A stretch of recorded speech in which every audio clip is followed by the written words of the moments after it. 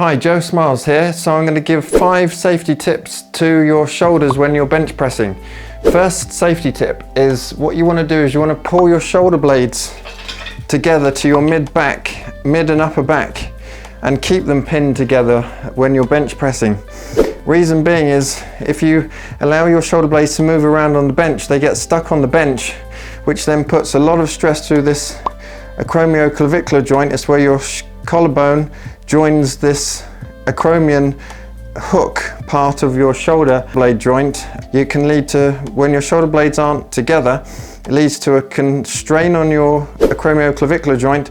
When your shoulder blades are protracted, that means pushed away from each other, your shoulder joint of the ball of the shoulder joint gets pushed forward, which then increases the chance of getting a posterior tear or capsule strain of your back of your shoulder joint. So that's the reason why you keep your shoulder blades pinned together.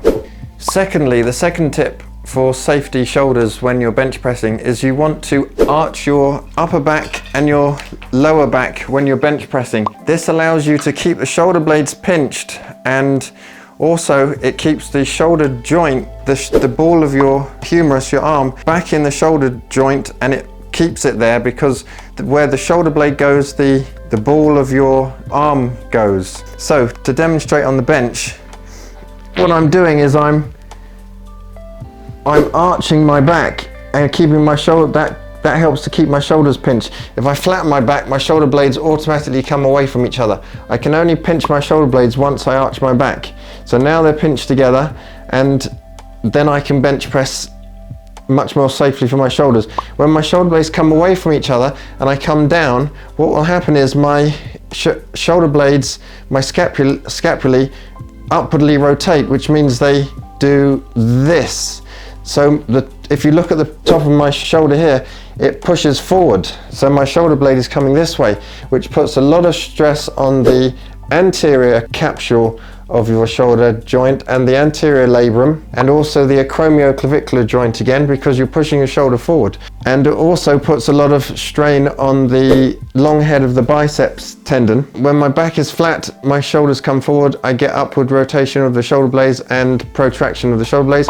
When I arch my back, lift my chest up to the bar, then my shoulder joint moves backwards, and it pulls the tip of my shoulder back, and I have a strong base to push from, so I'm not creating additional stress onto the front structures of tissues of my shoulder joint.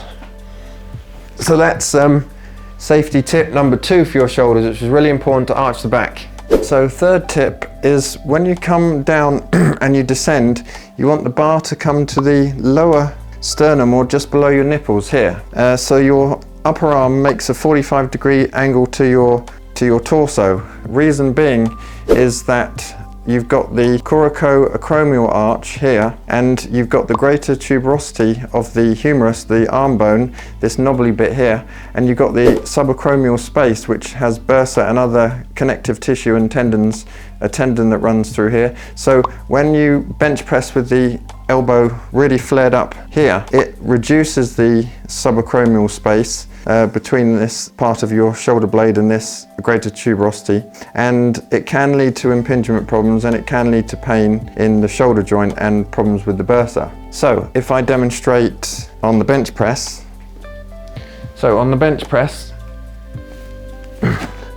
what I'm doing is I'm coming down to my nipples or just below my nipples. My arms are at a 45-degree angle to my body, and then as I press up, then I can start the horizontal flexion and the abduction and the internal rotation of the shoulder joint. But I don't want to come down here because this can put a lot of pressure inside the shoulder joint. Here takes some of the pressure off the shoulder joint, but I'm keeping my shoulder blades pinned together so that I'm not having upward rotation, i.e. this of my shoulder blades. They're staying, the point of my shoulder is staying back down towards the floor, and my subacromial space is nice and open, and then I push up and back and flare the elbows, and then come shoulders, bar above shoulders. Fourthly, for the tip of safety tips for shoulders, don't have the J hooks placed too high.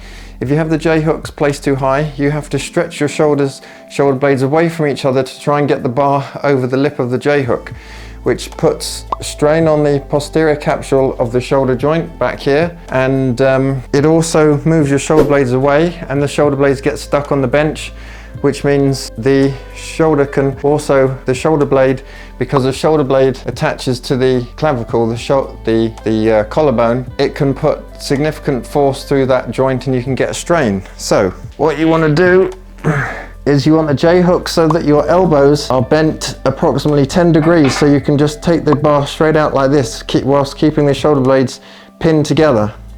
And so then you can come down, the shoulder blades are still pinned. Remember, you don't want the shoulders to upwardly rotate and the shoulder blade to come this way. This puts anterior strain on the anterior joint capsule of the shoulder blade. And also, if the J-hooks are too high, then you've got to let the shoulder blades come away from each other like this, because I'm punching the bar to the ceiling, which then puts strain on the posterior capsule of my shoulder blade, which can strain or cause a tear to the posterior shoulder. So when the shoulder blade comes forward, you can get a slap tear, superior labrum anterior to posterior. That's short for medical term for slap tear. And if you're punching arms forward, you get a problem with the posterior capsule, because once you push the arms forward, they've got to come back down, because the weight will push you back down and it causes strain to the back of your shoulder joint. So that's the fourth tip. And fifth tip for safety for the shoulders, if you're doing a bench press and you don't seem to have a spotter, what you need to do is you need to lift the hips up so you can leverage as much of your body weight back onto your pinned shoulder blades, so that you can then get the bar out of the J-hooks and then put your bum back onto the bench. So it looks like this. This bench is a bit high, but what you do is, I have no spotter, so what I do is I lift my bum up off the bench. That puts all the leverage onto my upper shoulder blades that are pinned together in my mid back. I can then get the heavy weight off the bench out of the J-hooks. I then put my bum back on the bench and my shoulder blades are still pinned together.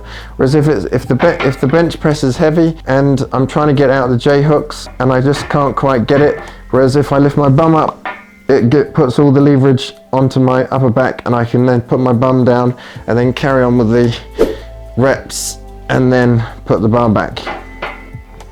When you put the bar back, you don't have to lift the bum back up. Okay, those are 5 tips for safety of your shoulder joint. I hope you enjoyed them. Hope you found it interesting. You can give me a thumbs up if you like the video. Helps with the algorithm and helps more people to see my videos. And I try and do informative and educational videos. And make any comments you like and subscribe if you feel like subscribing.